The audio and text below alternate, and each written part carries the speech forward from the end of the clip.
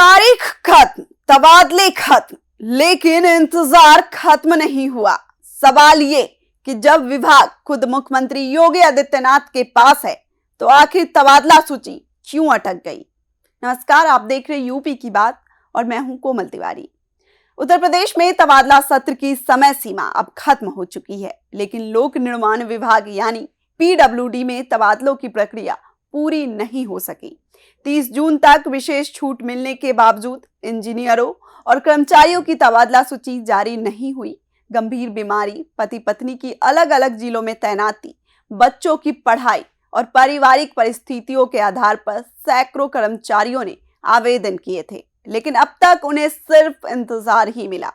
खास बात यह है कि लोक निर्माण विभाग का जिम्मा खुद मुख्यमंत्री योगी आदित्यनाथ के पास है। ऐसे में सवाल उठ रहे हैं कि आखिर तबादलों पर ब्रेक क्यों लग गया। देखिए इस खास रिपोर्ट में। उत्तर प्रदेश सरकार की तबादला नीति के तहत पहले 31 मार्च तक स्थानांतरण की समय सीमा तय की गई थी। बाद में कर्मचारी और इंजीनियर संगठनों की मांग पर लोक निर्माण विभाग को 30 जून तक विशेष छूट दी गई ताकि लंबित मामलों का निस्तारण किया जा सके। लेकिन 30 जून गुजर जाने के बाद भी विभाग तबादला सूची जारी नहीं कर पाया।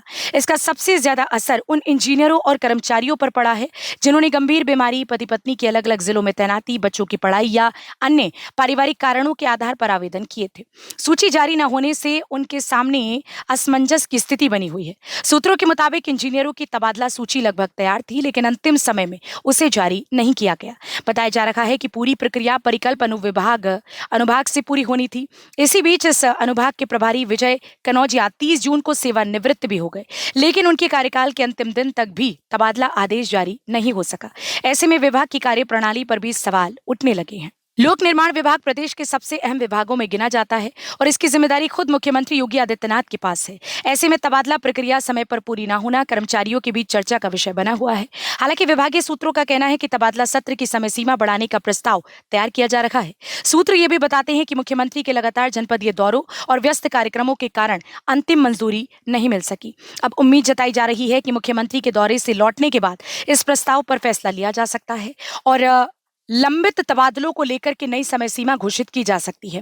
फिलहाल तबादले की आस लगाए बैठे इंजीनियर और कर्मचारी इंतजार कर रहे हैं कि उनकी वर्षों पुरानी समस्याओं का समाधान कब होगा और उन्हें नई तैनाती का आदेश कब मिलेगा। तो तबादलों की समय सीमा खत्म हो चुकी है, लेकिन कर्मचारियों का इंतजार अभी खत्म नहीं हुआ। अब सबकी निगाहें मुख्यमंत्री के फैसले पर टिका है। देखना होगा कि क्या सरकार तबादला सत्र को एक और मौका देती है या फिर हजारों कर्मचारियों को अगले सत्र तक इंतजार करना पड़ेगा।